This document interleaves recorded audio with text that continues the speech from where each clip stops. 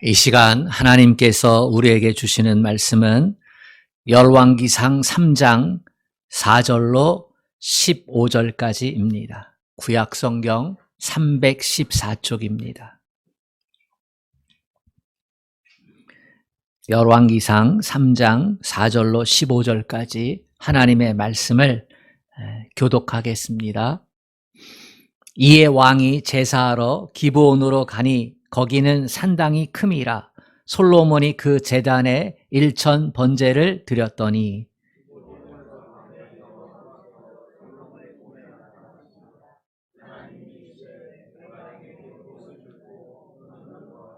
솔로몬이 이르되 주의 종 내 아버지 다윗이 성실과 공의와 정직한 마음으로 주와 함께 주 앞에서 행함으로 주께서 그에게 큰 은혜를 베푸셨고 주께서 또 그를 위하여 이 큰 은혜를 항상 주사 오늘과 같이 그의 자리에 앉을 아들을 그에게 주셨나이다.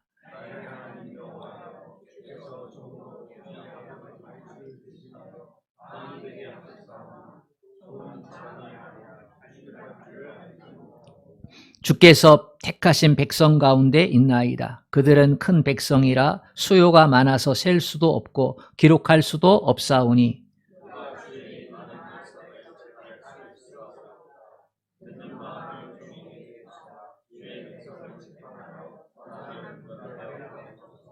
솔로몬이 이것을 구하매 그 말씀이 주의 마음에 든지라.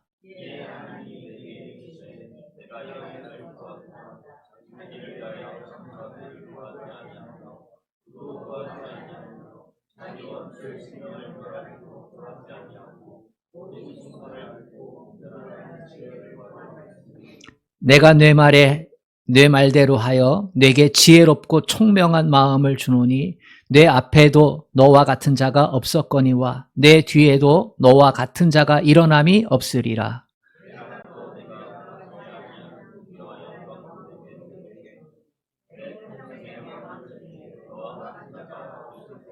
내가 만일 내 아버지 다윗이 행함같이 내 길로 행하며 내 법도와 명령을 지키면 내가 또 내 날을 길게 하리라.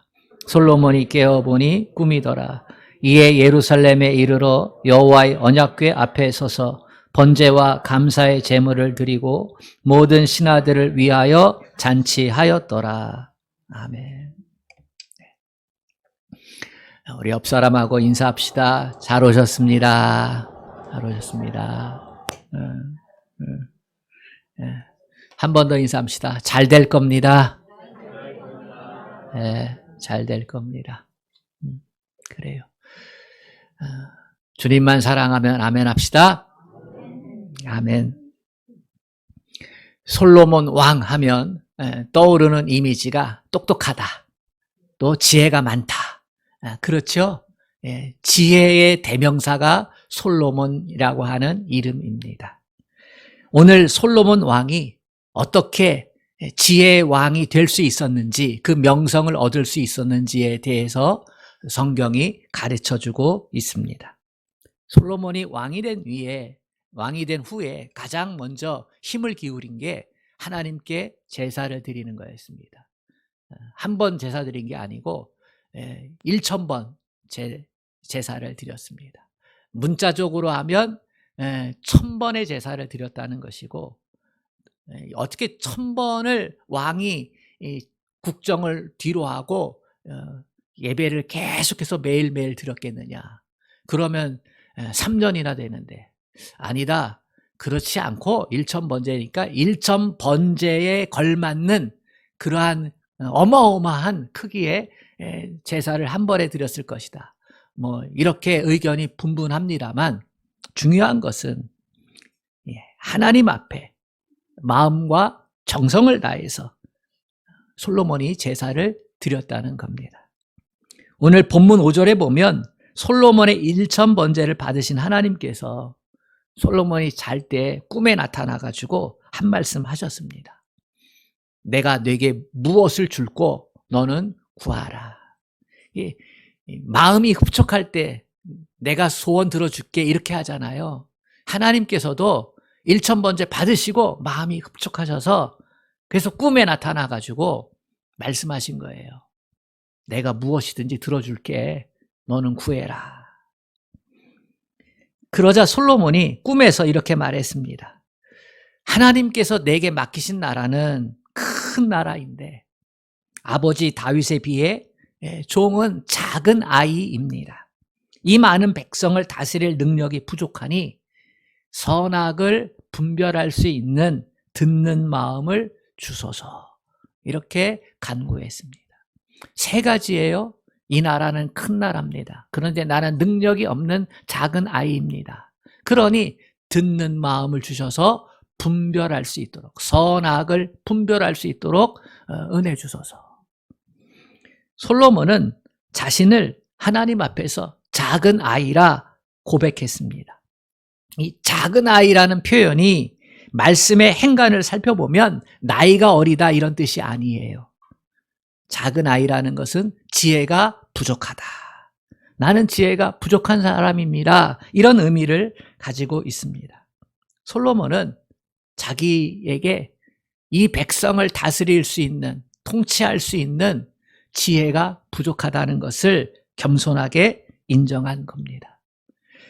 하나님께서는 이러한 솔로몬의 모습이 대견스럽고 예뻐 보이셨던 게 분명합니다. 그래서 세상에서 누구도 가질 수 없는 가장 커다란 지혜를 주겠다. 너 이전에도 너 이후에도 이만한 지혜자가 없을 것이다. 그러면서 큰 지혜를 약속을 하셨고 구하지 않은 부귀와 영광과 장수의 복을 더하여 주셨습니다. 우리 자녀들이 솔로몬과 같은 복을 받으면 얼마나 좋을까요? 오늘 우리가 솔로몬을 통해 배울 수 있는 몇 가지 영적 교훈을 살펴보고자 합니다. 첫 번째 교훈은요, 우리는 통치 철학을 가지고 있어야 한다는 사실입니다. 뭐요? 통치 철학. 왕이 되고자 하는 사람에게는 국정 운영을 위한 통치 철학을 갖고 있어야 됩니다. 내가 이렇게 이 나라를 운영하겠다라고 하는 그 통치 철학이 있어야 돼요. 솔로몬이 왕이니까 통치 철학을 갖고 있었음이 틀림이 없는데 저와 여러분은 왕도 아니고 그죠? 대통령도 아니고 대통령이 되고자 하지도 않잖아요. 그러면 굳이 나에게 통치 철학이 필요할까? 이렇게 생각할 수 있는데 그런데 아닙니다. 우리도 통치 철학을 가지고 있어야 됩니다. 왜냐하면 오늘날 대통령은 누가 뽑습니까? 국민이 뽑는 거예요. 그러니까 국민들도 올바른 통치 철학을 갖고 있어야 돼요. 기본적인 통치 철학이 무엇인지를 갖고 있어야 돼요. 그래야 제대로 된 정치인들을 선택해서 대통령으로, 국회의원으로 세울 수 있는 겁니다. 여러분, 솔로몬이 왕이 된 후에 무슨 생각을 가장 많이 했을까요? 어떻게 하면 이 나라를 잘 다스릴까? 어떻게 하면 이 나라를 튼튼하게 만들까? 어떻게 하면 이 나라 백성들을 잘 먹고 잘 살게 할 수 있을까? 누구처럼? 아버지 다윗처럼. 다윗이 국정 운영을 잘했잖아요. 그래서 네게 무엇을 줄까? 너는 구하라 할 때 이 나라는 큰데 내 아버지 다윗처럼 아버지 다윗은 공평하게, 공정하게, 공의로, 성실하게, 정직하게 이 나라를 운영했는데 나한테는 그 능력이 부족합니다. 그래서 나는 아이입니다. 이렇게 고백하잖아요. 솔로몬은요, 어떻게 하면 이 백성을, 이 나라를 잘 다스릴까, 섬길까 결론을 냈습니다. 이 나라를 튼튼하고 백성들을 잘 살게 만드는 방법은 국방을 튼튼히 하는 것이다? 아니다. 경제를 더 좋게 만드는 것이다? 아니다. 그럼 뭔가?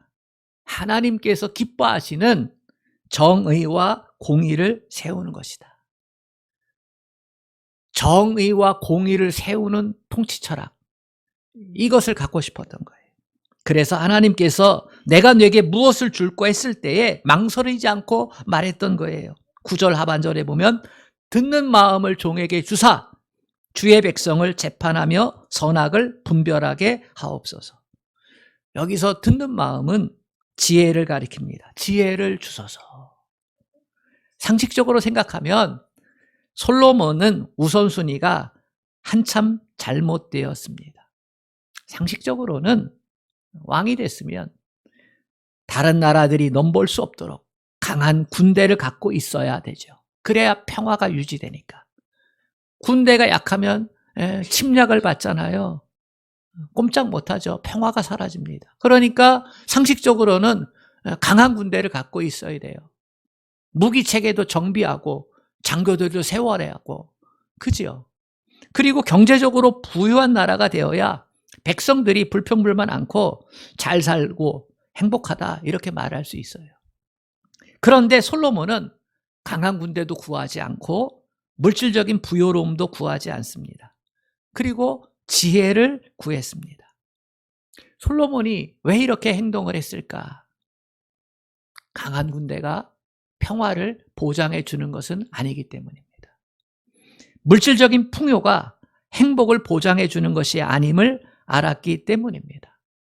아무리 강한 군대를 가지고 있어도 경제적인 풍요를 누리고 있어도 이것들이 악으로 뒤바뀌는 일이 생기면 결코 잘 사는 사회, 행복한 사회가 될 수가 없습니다. 세계사 속을 보면 이런 경우가 많아요. 선을 악으로 바꿔서 쓰는 모습들이 많아요. 대표적으로 독일이 그랬잖아요. 일본이 그랬잖아요. 독일의 히틀러가 일본의 천황과 군국주의자들이 그랬습니다. 그 강한 군대를 가지고 그 부유한 경제력을 가지고 악하게 사용했어요. 지금도 그렇잖아요. 저 전쟁하는 모습들을 보면요. 수많은 사람들을 죽이고 또 자기 백성도 죽게 만들었습니다. 솔로몬 이걸 알았기 때문에 이스라엘을 윤리와 도덕, 양심이 살아있는 나라로 만들어가기를 원했던 겁니다. 무엇이 옳고 그른 것인지, 무엇이 잘못된 것인지 확실하게 구분이 되는 사회, 정의가 세워지는 사회가 될 때 잘 사는 사회, 행복한 사회가 될 수 있다고 믿었습니다. 한국 사회 어떻습니까? 역대 대통령들, 그들에게는 솔로몬이 가졌던 통치 철학이 없었습니다. 어떤 이는 공산주의만 몰아내면 된다 여겨서 방공을 통치 철학으로 삼았지요. 어떤 이는 배고픔만 해결되면 된다 여겨서 경제 부흥을 통치 철학으로 내세웠고, 어떤 이는 민주화를 부르짖어서 민주화되는 것을 통치 철학으로 삼았어요. 그 결과 공산주의도 막아냈고 경제적 선진국이 되었고 또 우리나라 상당한 민주주의를 이루었습니다. 그러나 그 모습은 많은 반대 급부를 가져오기도 했습니다. 더 많은 인권 타락, 빨리빨리 성장하면서 저질렀던 부정과 부패와 독재, 민주화했다고 지역을 갈라놓았습니다. 내 편만 옳다. 이것이 우리나라에 지금 뿌리 깊게 박혀 있어요. 보수가 잘못, 그래도 내 편. 진도가 잘못했어도 그래도 내 편. 그래서 무조건 상대편을 미워하고 내 편만 편들어줬습니다. 정치 후진국 모습이지요. 우리만 그래? 저 미국도 그렇고 유럽도 그렇고 세상에 있는 나라들 다 그래. 그러면서 핑계대죠. 참 후진 모습입니다. 여기서 벗어나야 되지 않겠습니까? 이런 모습은 점점점 많은 사람들을 힘들게 하고 있습니다. 힘없고 연고 없고 돈 없는 사람들이 더 힘든 사회가 되었습니다. 이 모든 것은 선악을 구별하는 능력, 다시 말해 윤리와 도덕과 양심, 공의를 우습게 여긴 정치 지도자들이 자초한 모습입니다. 따라서 우리는 솔로몬이 통치 철학을 되살펴 볼 필요가 있습니다. 우리도 기본적인 통치 철학을 가지고 누가 솔로몬처럼 올바른 통치 철학을 갖고 양심껏 일할 수 있는 지도자인지 살펴봐야 됩니다. 만약 아무리 살펴도 그만한 자질을 갖춘 사람이 없다면 그 중에서 그나마 나은 사람을 선택해야 합니다. 그게 정치거든요. 여러분, 이제 우리나라의 선거는 보수냐 진보냐를 뛰어넘어야 합니다. 호남이냐 영남이냐 지역색도 넘어서야 합니다. 무슨 학교를 나왔느냐 학연도 넘어서야 합니다. 특히 예수 믿는 우리는 이런 구분들에 얽매이지 말고 더 확실하게 넘어서야 합니다. 정치인들이 국방이 튼튼하지 않을 때는 국방 튼튼하게 만들겠다는 통치 철학을 가지고 나오고, 경제가 부실하면 이번에는 경제, 그 통치 철학을 가지고 나오고, 아니면 이번에는 외교, 이러한 통치 철학을 가지고 나오고, 그죠? 그것을 가지고 대통령 되고자 하고 국회의원 되고자 하잖아요. 그럴 때 그들이 윤리와 도덕을 지켜내면서, 양심을 지켜내면서, 정의와 공의를 지켜내면서 그것을 감당할 수 있는지를 우리가 살펴봐야 한다는 것입니다. 또한 국민들이 그것을 지켜낼 줄 아는 사람들을 위해서 기도해 줘야 되고 응원해야 되고 선택할 줄 알아야 합니다. 정치인들이 통치 철학을 내세우고는 그것을 진정한 국민을 위해서 하는 것이 아니라 자기와 자기를 따르는 사람들을 위해서 그렇게 정직하지 못하게, 공의롭지 못하게 행할 때가 너무나 많기 때문입니다. 그래서 우리는 우리 국민들조차 불신하며 우습게 여기지 않도록 정의와 공의를 지켜낼 줄 아는 정치인들을 위해서 반드시 기도해야 되고, 우리도 거기에 맞는 눈을 갖고 있어야 될 줄로 믿습니다. 그렇지 않으면 이리 휩쓸리고 또 저리 휩쓸리는 거예요. 다음으로 선악을 구별하는 것이 결코 쉽지 않다는 것을 우리 자신들 스스로 인정해야 합니다. 정치하는 사람들이 일단 권력을 잡으면 자신이 가진 생각이나 말이 민심을 대변한다는 착각을 할 때가 너무나 많이 있습니다. 자신을 지지하는 사람들보다 더 많은 국민들이 자신에게 동조하고 있지 않음에도 불구하고 자신을 열렬하게 지지하는 그 모습으로 내가 옳다, 내가 잘하고 있다, 이렇게 착각하고 있는 것입니다. 솔로몬은 어떤 모습입니까? 왕이 되었을 때에 선악을 구별하는 것이 얼마나 어려운지를 고백했습니다. 곁에 똑똑한 신하들이 없었겠습니까? 유능한 신하들이 있었습니다. 손에는 하나님 말씀이 있습니다. 그럼에도 솔로몬은 자기 자신을 아이라 이렇게 고백했습니다. 성경은 이 세상을 악의 모습을 가지고 이렇게 표현합니다. 세상에 있는 악에 대해서 양의 탈을 쓴 이리와 같다. 선악을 구별해내는 것이 생각보다 훨씬 어렵다는 것입니다. 오늘날은 솔로몬 시대보다 훨씬 더 복잡한 세상입니다. 전 세계가 연결되어 있습니다. 이 말은 좋은 것들도 전 세계로 연결되어서 영향력을 끼치지만, 선한 영향력을 끼치지만, 악한 것들도, 온갖 더럽고 추한 것들도 전 세계에 연결되어서 악한 영향력을 끼치고 있다는 사실입니다. 대표적인 것이 동성애와 차별금지법, 성문화의 개방입니다. 여러 나라에서 허락하는 것이 많으니 우리도 허락하자는 것입니다. 마약하는 것, 대마초 피는 것, 선진국에서 허락하고 있으니 우리도 이제 허락하면 되지 않겠느냐 하는 겁니다.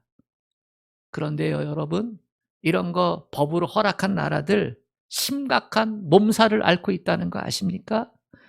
그럼에도 불구하고 무비판적으로 수용하고자 하는 세력들이 참으로도 많습니다. 다 탐욕과 정욕과 돈에 사로잡혀서 그렇게 주장하는 것들입니다. 이런 주장들이 어떠한 이유로, 어떠한 모습으로 발생되고 주장되고 그리고 외쳐지는지를 우리가 살펴볼 줄 알아야 됩니다. 그들은 절대적인 가치를 부정하고 상대화시킵니다. 자기 생각, 자기 마음에 좋은 것은 선이고 싫은 것은 나쁜 것이라고 치부합니다. 이와 같은 상대적 가치관은 윤리와 도덕과 양심을 정면으로 부정하게 만듭니다. 이러한 경향 속에서 사람은 무엇이 선이고 무엇이 악인지 분별할 수 있는 능력을 상실하게 됩니다. 이것은 하나님을 잃어버린 세상의 전형적인 모습입니다. 우리나라 어느 일간지에서 한국 국민들이 가지고 있는 사회윤리 의식에 대한 설문조사를 했고요. 분석을 내놓은 적이 있습니다. 요즘은 무엇이 옳고 그른지 판단하기가 힘들다. 이 질문에 대해서 그렇다라는 대답을 71%가 했습니다. 그러니까 대한민국 국민 중 10명 중에 7명은 뭐가 옳고 그른지에 대해서 판단이 잘 안 된다는 거예요. 선악을 구별하는 능력이 없다는 거예요. 여러분 참 충격적이지 않습니까? 그러므로 우리는 솔로몬처럼 겸손하게 선악을 분별할 지혜가 없음을 인정해야 합니다. 여러분, 우리가 예수를 믿기 때문에 선악을 구별할 능력을 가지고 있다. 이렇게 오만하면 안 됩니다. 교만하면 안 됩니다. 예수를 믿고 있고 하나님을 믿고 있어도 그것에 대해서 전적으로 순종하며 그것이 진리임을 받들지 못하면 우리도 선악을 구별할 능력을 갖지 못하는 겁니다. 이사야 5장 21절에 스스로 지혜롭다 하며 스스로 명철하다 하는 자들은 화 있을진저 했습니다. 그러므로 우리는 세상 사람들보다 더 많이 우리의 믿음을 살피고 자신을 성찰해 보아야 합니다. 선악을 분별하지 못해서 애매모호한 태도를 가진 적이 얼마나 많습니까? 이쪽에 속하지 않으면 왠지 나만 혼자 왕따 되는 것 같고 나만 혼자 외로운 것 같고 나만 혼자 잘못되는 것 같고 또 이쪽에 속하지 않으면 나만 혼자 무식한 것 같고 시대에 뒤떨어지는 것 같고 그러면서 또 하나님의 말씀에는 확신이 없고 그런 모습들이 얼마나 많이 있습니까? 우리가 우리 자신의 내면을 살필 줄 안다면 솔로몬처럼 지혜를 달라고 간구할 수밖에 없습니다. 작은 자이오니, 작은 아이오니 하나님 듣는 마음 지혜를 주시옵소서. 그렇게 기도할 수밖에 없는 겁니다. 마지막으로 하나님께서 주시는 지혜로운 마음을 받아야 합니다. 듣는 마음은 지혜로운 마음을 의미합니다. 솔로몬은 무엇을 듣기를 원했을까요? 인간 지혜자의 말이었을까? 아닙니다. 그가 구한 것은 하나님의 음성을 듣는 마음이었습니다. 그는 하나님의 음성을 들어야 바르게 선악을 구별할 수 있다, 분별할 수 있다, 그렇게 생각했습니다. 우리가 어떻게 하면 하나님의 음성을 들을 수 있을까요? 두 가지 방법이 있습니다. 하나는 기도하는 겁니다. 야고보서 1장 5절에 너희 중에 누구든지 지혜가 부족하거든 모든 사람에게 후히 주시고 꾸짖지 아니하시는 하나님께 구하라. 그리하면 주시리라. 따라서 우리는 솔로몬처럼 간구해야 됩니다. 하나님, 선악을 분별할 수 있는 지혜가 부족하오니 내 귀를 열어서 하나님의 음성을 듣게 하여 주옵소서. 우리는 솔직히 이러한 기도를 잘하지 않습니다. 우리 스스로의 기도를 살펴봅시다. 우리는 보통 내가 다 결론 내려놓고 하나님께 기도할 때가 많습니다. 내 감정, 내 유익, 내가 처한 현실 이것을 가지고 이미 결론을 내려놔요. 그리고서는 기도하는 겁니다. 이것도 달라, 저것도 달라, 이것도 바꿔달라, 저것도 바꿔달라. 그렇죠. 기도하는 시간은 많은데요. 그런데 하나님께 듣는 시간은 매우 적습니다. 이것저것 달라고 기도하는데 하나님 무엇을 원하십니까? 하나님의 뜻은 정녕 어디에 있습니까? 하나님 말씀해 주세요. 지혜로운 마음을 주세요. 이런 기도는 잘하지 못하고 있습니다. 하나님께서 솔로몬의 간구를 듣고 얼마나 기뻐하셨는지요. 내가 이것을 구하는도다. 자기를 위하여 장수하기를 구하지도 아니하고 자기 원수의 생명을 멸하기도 구하지 아니하고 오직 송사를 듣고 분별하는 지혜를 구하였으니. 우리도 기도하려면 하나님 마음에 쏙 드는 기도를 해야 할 것입니다. 하나님, 저에게 이 세상을 사는 동안에 하나님께서 원하시는 선한 삶을 살고 공의를 행하는 사람이 되도록 지혜로운 마음을 주옵소서. 선악을 분별해서 공의로운 삶을 살 수 있는 마음을 주옵소서. 여기 보면 듣는 마음이라고 그랬잖아요. 지혜로운 마음이지요. 선과 악을 구별하려면 지식이 있어야 되거든요. 지혜가 있어야 되거든요. 그런데 여기에다가 왜 마음이라는 걸 넣었을까? 세상은요, 옳고 그름을 분별해가지고는 잘 안 바뀌어요. 그 옳고 그름에 뭐가 담겨 있어야 돼요? 사랑이 담겨 있어요. 사랑. 그러니까 정치가들이 옳고 그름에 대한 얘기를 하면서 자기 사랑이 아니라, 자기를 위한 게 아니라, 자기 업적을 위한 게 아니라 어떻게 해야 돼요? 정말로 백성들을 사랑하는 마음으로 옳고 그름을 분별하는 이 양심을 가지고 있어야 돼요. 그게 없으면요, 독재자가 되고 자기 업적만 생각하는 거예요. 그래서 우리는 하나님께 기도하면서 하나님, 선악을 구별할 수 있도록 듣는 마음을 주세요. 하나님이 주시는 지혜를 주세요. 그 지혜의 사랑이 중심임을 알게 해주세요. 그렇게 간구해야 될 줄로 믿습니다. 두 번째는요, 성숙한 그리스도인이 되어야만 한다는 겁니다. 뭐라고요? 성숙한 그리스도인. 그리스도인은요, 두 부류의 종류가 있어요. 하나는 어린아이와 같은 그리스도인, 또 하나는 어른과 같은 성숙한 그리스도인. 어린아이와 같은 그리스도인은 성경에 보면 단단한 음식을 먹지 못한다 했어요. 성경 안에는 이해하기 쉽고 순종하기 쉬운, 내 마음에 쏙쏙 드는, 내를 위로하고 내 편이 되어줄 수 있는 말씀도 많지만 반대로 깨닫기 힘들고 순종하기 힘들고 순종하면 손해볼 것 같고 그리고 내 눈물, 고통길이 훤히 보이는 그러한 말씀도 있어요. 믿음이 어린 사람은 말씀을 편식하는 것이 심한 성도입니다. 그런 믿음은 정의와 공의, 이 말씀을 경험해 볼 기회를 갖지 못해요. 왜냐하면 그 말씀들이 항상 자기 주관적이기 때문에, 어린아이와 같기 때문에 말씀을 이렇게 넓게 확장시켜서 적용할 수 없기 때문에. 공의가 뭐예요? 공적인 진리잖아요. 공적인 의잖아요. 공평함이고 평등함이잖아요. 그걸 감당할 능력이 없어요. 그러다 보니까 공의의 하나님, 정의의 하나님, 이 하나님을 경험할 시간이 없습니다. 그러한 삶이 되지 못해요.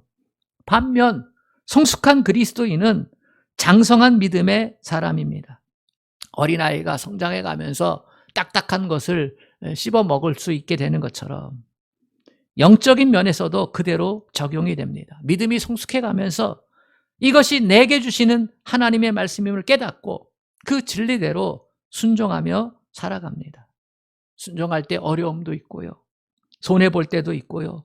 누가 알아주지 않을 때도 있지만 그때 하나님이 함께 하시는 능력을 체험하게 됩니다. 그러면서 속 사람이 성숙해가는 것이지요. 저는 성숙의 또 다른 이름이 확장성이라고 생각합니다. 확장성. 성숙한 사람은 책임감이 있잖아요. 책임감이 확장되는 게 성숙한 사람이에요. 사랑이 확장되어 가는 게 성숙한 사람이에요. 희생과 헌신이 확장되어 가는 게 성숙한 사람이에요. 언제까지만 나면 그러겠어요. 그건 어린아이예요. 진리의 확장성을 가진 사람이 성숙한 사람이에요. 우리는 말씀을 배우고 깨닫고 기도하면서 하나님의 음성을 듣는 성도가 되어야 합니다. 그래서 선악을 분별할 수 있는 능력을 가진 그리스도인이 되고자 하는 노력을 계속해서 힘써서 해야만 합니다. 여러분, 누가 선악을 구별할 수 있어야 합니까? 누구보다 우리 그리스도인들이 되어야 합니다. 그리스도인들은 선악을 분별해낼 수 있는 능력이 사라지면 하나님의 진노가 임합니다. 노아 시대, 소돔과 고모라 시대, 하나님이 진노가 임한 시대잖아요. 그 시대에 군대가 없었습니까? 그 시대에 풍요롭지 못했나요? 아니에요. 그 시대는 오히려 강력한 군대를 가진 왕이 있었고, 그 시대에는 오히려 경제력을 튼튼히 만들어서 부유하게 만든 왕들이 있었어요.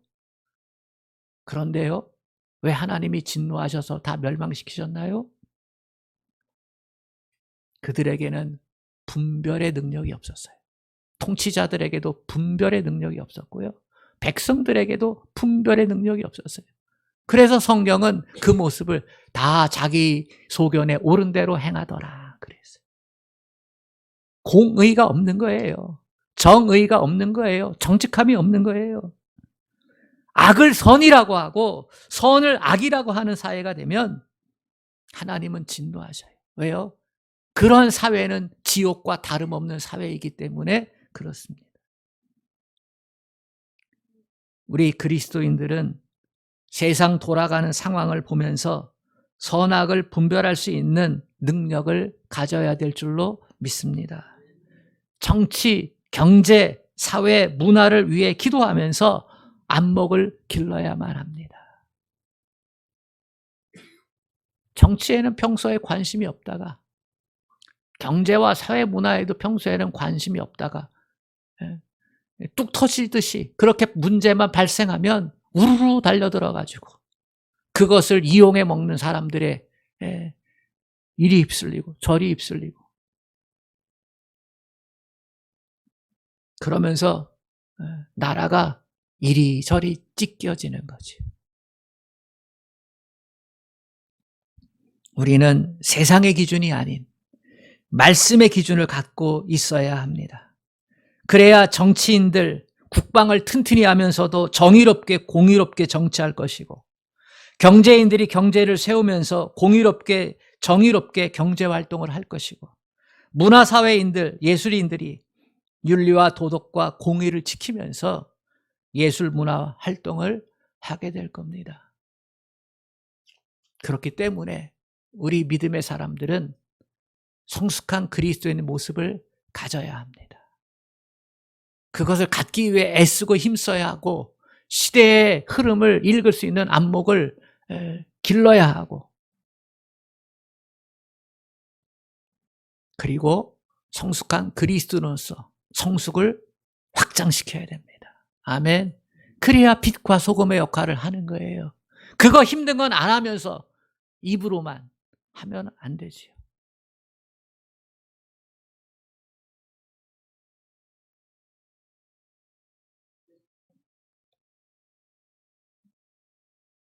저는 이 설교를 사실은 몇 달 전에 했으면 이런 마음이 어제 말씀을 정리하면서 들었습니다. 22대 선거를 놓고 오랫동안 기도를 했는데요. 나라가 찢어졌잖아요. 내 편으로 심각하게. 지역 일꾼 세워가는데 정책은 없고, 그 지역을 위해서 그동안 수고했던 모습은 없고, 전부 다 낙하산 다 보내고, 그러면서 영원한 내 편이라는 거예요. 서로 간에 다 그렇게 만든 게 저는 우리들이라고 생각합니다. 우리 기독교인들이라고 생각하고 우리 국민들이라고 생각합니다. 평소에는 관심 없다가 말이죠. 그건 기도하지 않았다는 거예요.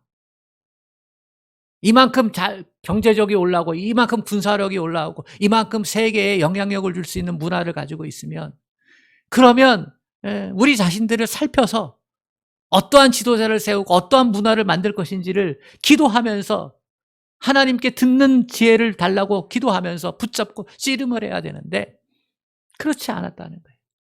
똑같이 세상 사람들처럼 먹는 데 열중이고 노는 데 열중이고 그러면서요. 기도는 하지 않고 살피질 않고. 제 자녀들이 저한테 물었어요. 아빠, 이번엔 누구한테 투표를 해야 돼? 근데 솔직하게 제 자신도 당황스러워요. 누구를 찍어야 될지, 누구를 뽑아야 될지. 또 이번 총선은 또 대선하고도 연결이 되잖아요. 아무리 정치가 그놈과 그놈 사이에서 괜찮은 놈 뽑는 게 이 선거라고는 얘기하지만 그럼에도 불구하고 이번에는 너무 힘들어요. 그런데도 뽑아야 되잖아요. 그래서 우리가 기도의 지평을 넓히고요. 생각의 지평을 넓혀야 됩니다. 여냐, 야냐, 진보냐, 보수냐를 뛰어넘어서 정말로 정직과 공의와 정의를 그나마 그래도 붙잡고 있는 사람을 선고해야 합니다. 뽑아야 합니다. 이 일에 하나님께서 여러분 각자에게 또 저에게 지혜 주시기를 원합니다. 더 많이 기도합시다. 그리고 끝까지 고민합시다. 그리고 앞으로 오늘의 말씀을 기억을 하면서 이 나라를 위해서 더 많이 기도할 수 있기를 주님의 이름으로 부탁합니다. 아멘. 하나님 아버지, 세상을 바꿀 수 있는 게 세상적으로는 정치와 교육입니다. 그럼에도 불구하고 하나님, 온전한 통치 철학을 갖고 하나님을 무서워하고 두려워하면서 백성들을 무서워하고 두려워하면서 정직하게 공의와 성실로 양심을 지켜가면서 하나님 일할 수 있는 사람이 참으로 그리운 시대가 되었습니다. 특별히 그리스도인들이 깨어서 성숙하지 않으면 하나님은 이 세상을 진노하시며 심판하시는데 우리들의 모습이 너무나 많은 편식 가운데 있습니다. 성숙의 확장성을 가지고 있지 못합니다. 주여 우리를 긍휼히 여겨 주시옵시고 하나님 우리 자신을 살피는 계기가 되게 하시고 나라와 민족을 위해 더 많이 기도하게 하여 주시옵소서. 예수님의 이름으로 기도합니다.